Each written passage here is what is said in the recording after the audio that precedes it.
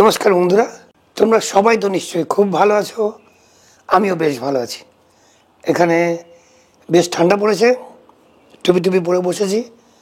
শনিবার ছুটির দিন, সকালবেলা খুব সুন্দর লাগছে, সময়টা বেশ ভালো লাগছে।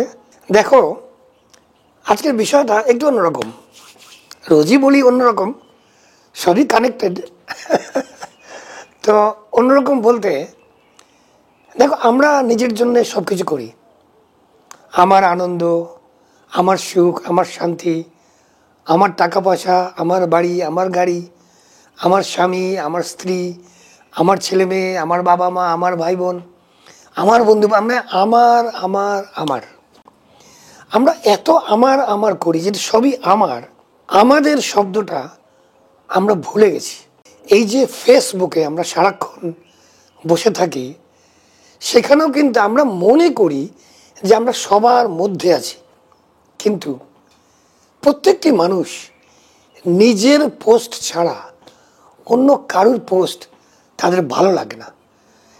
নিজের পোস্টে কটা লাইক পড়েছে বা কতজন সেখানে মন্তব্য করেছে, আমাদের ইন্টারেস্ট কিন্তু সেখানে বেশি। কাজে এই যে আমি থেকে বেরোতে পারি না, এটার জন্য আমাদের করে দিয়েছে ভীষণ একা। আমরা একা, কারণ কোনো বন্ধু বান্ধবের ভিড়ের মধ্যেও দেখবে প্রত্যেকটি মানুষ সেখানে তার ফোনের দিকে তাকিয়ে বসে আছে। কেন? সে বসে আছে এক গুচ্ছ বন্ধুর মধ্যে, তবুও সে তার ফোনের মধ্যে যে সে আছে, তার ফোনের মধ্যে যে সে পড়ে আছে, তার উপরে তার বেশি ইন্টারেস্ট। তোমরা মনে করো না যে ফোনে যখন আমরা সোশ্যাল মিডিয়াতে কথাবার্তা বলি, আমরা অন্যের সঙ্গে বলছি না, আমরা কথাবার্তা বলছি নিজের বাইরের রূপটাকে কে কেমন প্রশংসা করছে বা নিন্দা করছে সেটার জন্যে। কারণ আমরা তো ভেতরে তো থাকি না, আমরা থাকি বাইরে। আমরা হচ্ছি শরীর সর্বস্ব। আমাদের ছোটবেলা থেকে বুঝিয়ে দেওয়া হয়েছে যে এই শরীরটাই হচ্ছে তুমি, বা এই শরীরটাই হচ্ছি আমি। ভেতরের যে আমি জানার দরকার নেই, জানতেও পারি না। তো একটা উদাহরণ দিচ্ছি। একটা পুকুর আছে, পুকুরের মধ্যে অনেক মাছ আছে। সেই একই পুকুরের প্রত্যেকটি মাছের শরীরের মধ্যে সেই একই পুকুরের একই জল ঢুকে থাকে, এবং সেই জলটা হচ্ছে ওই মাছগুলোর জন্য এনার্জি। কারণ ওই জল থেকে যদি মাছটাকে বের করে নাও, যে কোনো একটা মাছকে, তাহলে কিন্তু মাছটা মরে যাবে, কারণ এনার্জিটা তার শরীরের মধ্যে আর ঢুকবে না। মাছের জন্যে জল যেরকম এনার্জি, ঠিক সেরকমই এই আমার ক্যামেরা আর আমার মধ্যে যে মাঝখানের যে খালি অংশে যে sound wave, radio wave, electronic wave, নানান রকমের এনার্জি ওয়েভ, ইথার তরঙ্গ ঘুরে বেড়াচ্ছে, সেইগুলি হচ্ছে আমার আর তোমার এনার্জি। আমরা দুজনেই, তুমি এবং আমরা দুজনেই ঠিক পুকুরের মতোই জলের বদলে এনার্জির মধ্যে আমরা ডুবে আছি। আমাদের চুবিয়ে দেওয়া হয়েছে, ডুবিয়ে দেওয়া হয়েছে। এটা আমি বহুদিন আগে আরও একটা অন্য উদাহরণ দিয়েছিলাম, কিন্তু এই উদাহরণটা আরও ভালো। ঠিক যেমন মাছ জলে ডুবে থাকলে মাছের শরীরের বাইরেও জল, শরীরের ভেতরেও জল। আমরা যখন এই বিশ্ব ব্রহ্মাণ্ডের ইউনিভার্সাল কসমিক এনার্জির মধ্যে ডুবে থাকি, আমাদের ভেতরেও সেই কসমিক এনার্জি, আমাদের বাইরেও সেই কসমিক এনার্জি। আমাদের যদি এই এনার্জি থেকে চুলের মুঠি ধরে বাইরে বের করে দেওয়া হয়, তখন আমাদের দেহের মধ্যে আর প্রাণ থাকে না। আমাদের যখন মৃত্যু হয়, আমার কাছে এটা কোনো প্রমাণ নেই, এটা আমার একটা থিওরি, আমি তোমাদের বলছি। আমাদের শরীরের মধ্যে আমরা যখন পৃথিবীতে থাকি, এই এনার্জি আমাদের শরীরে ঢুকছে বেরোচ্ছে, যার জন্যে আমরা বেঁচে আছি। যে মুহূর্তে আমাদের শরীরের কলকবজাগুলি খারাপ হয়, এই ইউনিভার্সাল এনার্জি থেকে আমরা আর এনার্জি শুষতে পারি না, আমাদের ভেতরে আর এনার্জি ঢুকছে না। না ঢোকার জন্যে ধীরে ধীরে শরীরটা নিস্তেজ হয়ে সেই সেলগুলো একেবারে মরে যায়। যখন শরীরের সেলগুলো মরে যায় তখন আমরা মরে যাই। অর্থাৎ মাছকে জল থেকে বের করলে যা হয়, আমাদের এই এনার্জি ফিল্ডের মধ্যে যে আমরা থাকি, সেখানে যখন সেই এনার্জি শরীরে ঢোকা বন্ধ করে দেয় তখন আমরা মরে যাই। এই হচ্ছে মূল কথা। কাজেই দেখো, আমরা এই যে সবাই নিজেদের নিজেদের আলাদা আলাদা ভাবি, আমার গাড়ি, আমার বাড়ি, আমার টাকা, আমার ঘোড়া, আমার টুপি, আমার জ্যাকেট, এই যে আমি আমি, এটা কোনো অর্থ নেই, কোনো অর্থ নেই। কারণ আমরা তো সেই একই জলের মধ্যে আছি, একই এনার্জি। আমি আর তুমি কানেক্টেড অল দ্য টাইম। তোমার সঙ্গে আমার, আমার আত্মার সঙ্গে তোমার আত্মার কানেকশন রয়েছে এই এনার্জি ফিল্ড দিয়ে। এটা বোঝা গেল?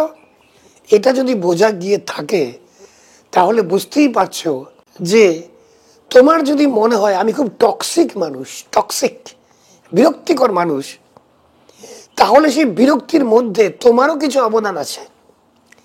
আমার যদি মনে হয় যে তুমি ভীষণ খারাপ মানুষ, তুমি খুব টক্সিক, তোমাকে সহ্য করা যায় না, তুমি নেগেটিভ, তোমার এনার্জি ব্যাড, তুমি হচ্ছে এনার্জি ভ্যাম্পায়ার, এনার্জি চুরি করো, এই যে এতগুলো কথা আমি তোমার সম্বন্ধে বললাম, তোমার ওই রকম চরিত্র বানানোর পেছনে আমারও কোনো অবদান আছে। কারণ আমরা একই এনার্জিতে ডুবে আছি। We are connected to the same energy frequency. তোমার সঙ্গে আমার একটা কানেকশন রয়েছে। তোমার যে ভেতরের যে অন্তরটা, তার সঙ্গে আমার ভেতরের যে অন্তরটা, তার একটা কানেকশন রয়েছে।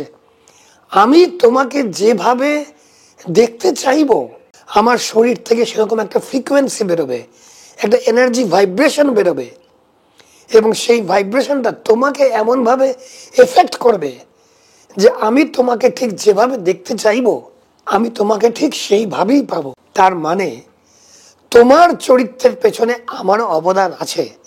এটা যখন আরো বড় সংসারে দেখবে তখন বুঝবে যে এই সমাজের অনেক মানুষ যেরকম আচার ব্যবহার করে, সেই আচার ব্যবহারের পেছনে সমাজের আরো অন্য কিছু মানুষের অনেক অবদান আছে। অর্থাৎ আমার সমাজের নেতা নেত্রী যেভাবে ব্যবহার করবে, আচার ব্যবহার করবে, বা সেই রাজ্যে যে রাজনৈতিক পার্টি ক্ষমতা দখল করে রাজ্য শাসন করছে, তারা যেরকম আচার আচরণ করবে রাজ্যের মানুষের ওপরে, ঠিক সেটার প্রভাব পড়বে এবং রাজ্যের মানুষরাও ঠিক সেরকমই হয়ে যাবে।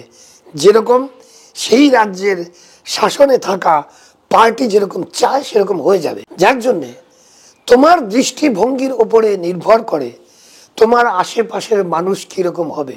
তুমি যাকে যেরকম দেখতে চাইবে তুমি তাকে ঠিক সেরকমই দেখতে পাবে। তোমরা আমাকে অনেকেই প্রশ্ন করেছো আমার গত দু একটা ভিডিওর পরে যে টক্সিক মানুষ বা নেগেটিভ মানুষ যখন আমার পরিবারের অঙ্গ হয় তাদের কি করে অ্যাভয়েড করব। তাদের অ্যাভয়েড করার একটা রাস্তা আমি বলেছিলাম যে প্রথমে নিজেকে পজিটিভ বানাও। ও পোনো মেডিটেশনটা করে প্রথমে নিজেকে পজিটিভ বানাও। এবার আসছে নেক্সট স্টেপ হচ্ছে নিজেকে পজিটিভ বানানোর পরে দেখবে অন্যের প্রতি দৃষ্টিভঙ্গি পরিবর্তন করা তোমার জন্য সহজ হয়ে উঠছে। যে লোকটাকে তুমি পছন্দ করতে না তার বিভিন্ন দোষের জন্যে তার মধ্যে তুমি নানান রকম গুণ দেখতে পাবে যেগুলি তুমি আজ পর্যন্ত দেখতে পাওনি। কাজেই তোমাদের এই যে প্রশ্নটা, এই প্রশ্নটা জবাব দেওয়া খুব মুশকিল। যদি তোমরা বুঝতে পারো যে কোনো একটি মানুষ যদি তোমার সঙ্গে দুর্ব্যবহার করছে বা সে যদি টক্সিক হয় বা সে যদি নেগেটিভ হয়, তাহলে তার পেছনে, তার নেগেটিভ হওয়ার পেছনে তোমারও কোনো অবদান আছে, তোমারও একটা যোগদান আছে। কারণ you are also connected to him or her. আমি যদি তোমাদের সঙ্গে দুর্ব্যবহার করি তাহলে আমার এই দুর্ব্যবহারের পেছনে তোমাদেরও অবদান আছে। এখন তোমরা বলতে পারো কই দাদা আমরা তো কিছু করি না, আমি তো চুপচাপ থাকি, তাও আমাকে বলতেই থাকে, চুপই করে না। তা তুমি কেন কিছু বলো না? তুমি কিছু বলো, বোঝানোর চেষ্টা করো, তার স্বভাবটাকে পরিবর্তন করার চেষ্টা করো। না হলে পরিবারের মধ্যে যদি এরকম নেগেটিভ মানুষ থাকে তুমি তাদের ছাড়তে তো পারবে না, তাদের সঙ্গে তো থাকতে হবে তোমাকে, কাজেই রাস্তাটাও তোমাকেই বের করতে হবে। আমি তোমাদের শুধু এইটুকু বুঝিয়ে দিলাম যে তোমার সঙ্গে বা আমার সঙ্গে, আমাদের প্রত্যেকের সঙ্গে প্রত্যেকের একটা কানেকশন রয়েছে। কাজেই অন্যকে দোষ দিয়ে লাভ নেই। তার দোষের ভাগিদার আমরাও, আমার দোষের ভাগিদার তোমরাও।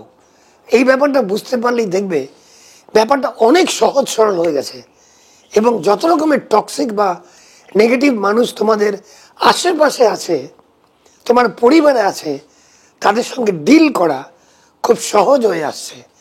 এই সারাক্ষণ যদি আমার টাকা, আমার পয়সা, আমার গাড়ি, আমার বাড়ি, আমার জ্যাকেট, আমার টুপি, আমার চশমা, আমার ঘড়ি, আমার ফোন, আমার ফেসবুক, আমার প্রোফাইল, আমার ফটো, আমার ভিডিও, এটা থেকে বেরোতে হবে। তোমার যা যা আছে সব তারও, তার যা যা আছে সব তোমারও, তার যা দায় তোমারও, তোমার যা দায় তারও। এই কানেকশনটা যদি ভুলে যাও তাহলে কিন্তু সবসময় আশেপাশে টক্সিক এবং নেগেটিভ মানুষ পেতে থাকবে। যদি কানেকশনটা মনে রাখো পুকুরের ভেতরে মাছের মতন, তাহলে দেখবে সব সমস্যার সমাধান হয়ে গেছে। বাস এটুকুই বলা ছিল। তোমরা সবাই ভালো থাকবে, তোমাদের সবার মঙ্গল হোক। আবার দেখা হবে। যাও, জিতে নাও।